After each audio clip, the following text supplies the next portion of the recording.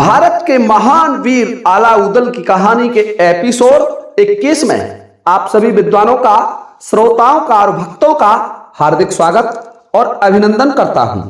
देखिए श्रोताओं, इससे पहले मैंने 20वें एपिसोड में आपको बताया था कि अलाउद्दीन, मलखान, उनके छोटे भाई सुलखान, ब्रह्माजीत सबका जन्म हो जाता है महोबा में।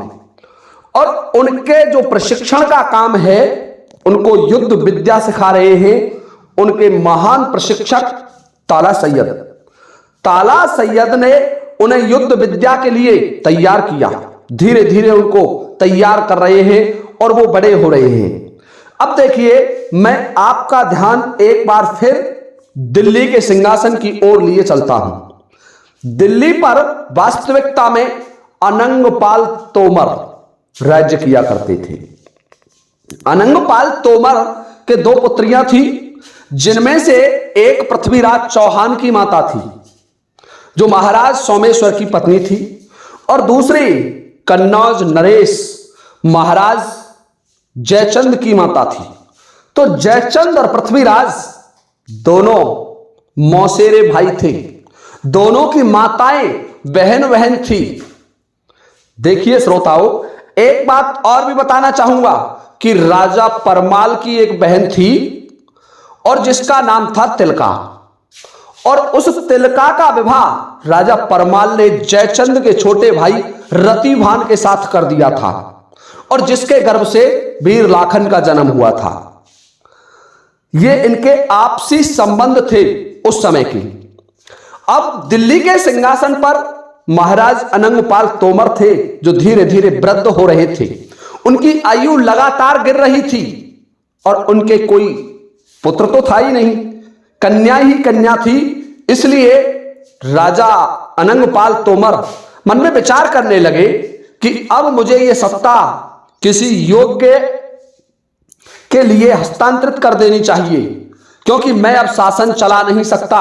और दिल्ली उस समय भारत का केंद्र थी। दिल्ली की बात करें तो दिल्ली आज भी भारत का केंद्र है, और उस समय भी भारत का केंद्र थी।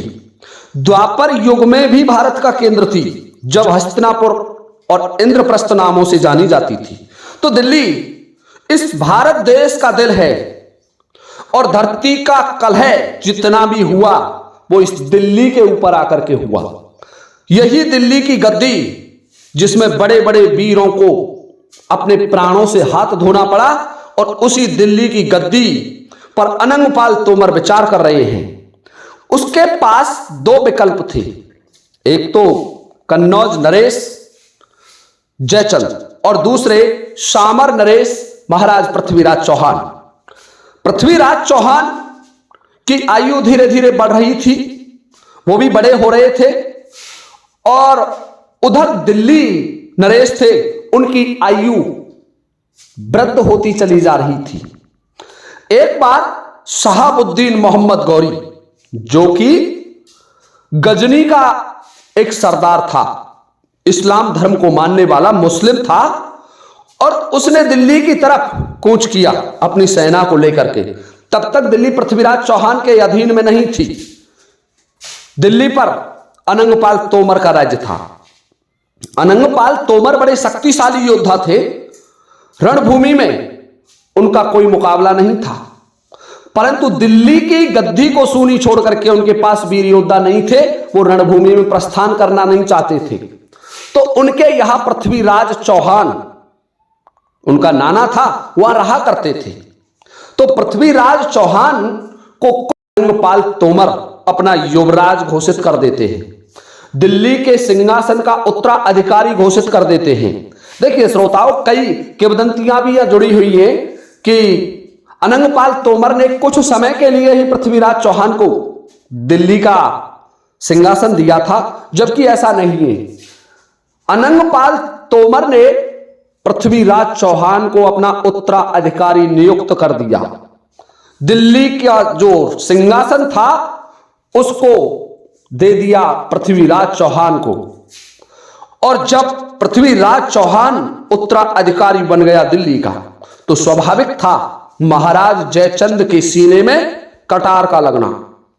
कन्नौज नरेश जयचंद को यह बात दुखी करने लगी कि जिस सत्ता पर मेरा भी बराबर का अधिकार था, मेरी माता भी महाराज अनंगपाल तोमर की पुत्री है, तो फिर नाना साहब अनंगपाल तोमर ने राज्य का संचालन पृथ्वीराज चौहान को क्यों सौंप दिया। और इसी बात को लेकर के दोनों राज्यों में मनमुटाव आरंभ हो गया। दोनों राज्यों में युद्ध की स्थितियां बन गईं और पृथ्वीराज तो महत्वाकांक्षी वीर अंतिम हिंदू सम्राट भी कहा जाता है, बड़ा भारी बलवान योद्धा था।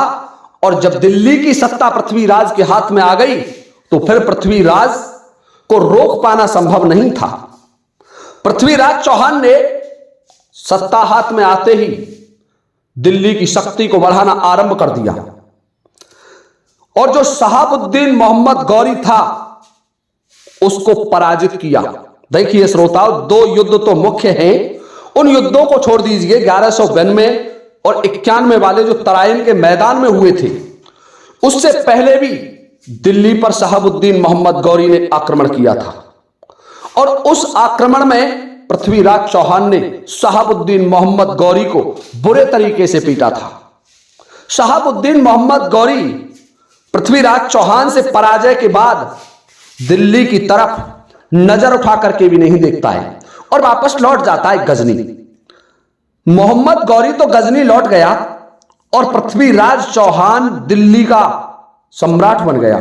दिल्ली और अजमेर दोनों राज्य मिल गए, क्योंकि चौहानों का जो उत्पत्ति स्थल है वो अजमेर है राजस्थान का, और अजमेर और दिल्ली दोनों एक हो गए तो पृथ्वीराज चौहान के राज्य की सीमाएं बहुत विशाल क्षेत्र में फैल गई और पृथ्वीराज एक शक्तिशाली राजा के रूप में उभरने लगे। अब श्रोताओं ध्यान से सुनिए, आलाउदल अभी बहुत छोटी आयु के हैं, कुछ कर नहीं सकते, और आलाउदलों का पृथ्वीराज से तब तक कोई झगड़ा भी नहीं था। उनका झगड़ा तो केवल माणों के राजा करिया से था। दिल्ली से उनका कोई भी विवाद नहीं था, और जो कन्नौज था, कन्नौज से भी राजा परमाल का कोई विवाद नहीं था, क्योंकि राजा परमाल की बहन तिलका का विवाह रतिभान के साथ पहले ही हो चुका था। अब देखिए श्रोताओं, धीरे धीरे समय निकल रहा है और जो राजा था जयचंद के घर एक सुंदर कन्या ने जन्म लिया। बहुत ही खूबसूरत बड़ी सुंदर लड़की थी और जिसका नाम महाराज जयचंद ने रखा संयोगिता। दिल्ली और कन्नौज के संबंध खराब थे, आपस में विवादित मुद्दों से दोनों राज्य जूझ रहे थे। महाराज जयचंद दिल्ली को हथियाना चाहते थे, परंतु उस पर पृथ्वीराज जैसा शक्तिशाली शासक राज्य कर रहा था, जबकि कन्नौज भी अपने आप में कम नहीं था। कन्नौज में भी सम्राट रहा करते थे। उनके पिता अजय चंद वैन चक्रवर्ती की उपाधि धारण कर चुके थे, इसलिए जयचंद भी अपने आप को महान राजाओं की श्रेणी में रखते थे। और एक कमजोर राज्य था उस समय तो महोबा के महाराज परमाल अपना समय निकाल रहे थे धीरे धीरे। देखिए श्रोताओं, संयोगिता धीरे धीरे बड़ी हो रही है और यही संयोगिता आगे चलकर के भारत के इतिहास में दो राज्य जो कि आपस में एक दूसरे के थे, एक दूसरे के मौसेरे भाई थे, दोनों सम्राटों में विवाद का कारण बनेगी। श्रोताओं ध्यान से सुनने की बात है, जब संयोगिता बड़ी हो रही थी तो उस समय महाराज जयचंद ने एक यज्ञ का आयोजन किया। तो देखिए श्रोताओं, यहीं से पृथ्वीराज चौहान में और जयचंद में बैर बढ़ जाता है। यहां से आगे का वर्णन अगले वीडियोज में आपकी सेवा में लेकर के उपस्थित हो जाऊंगा। तब तक के लिए आप सभी से चाहता हूं अनुमति इस वीडियो को विराम देने की। इसी के साथ जय हिंद, जय भारत।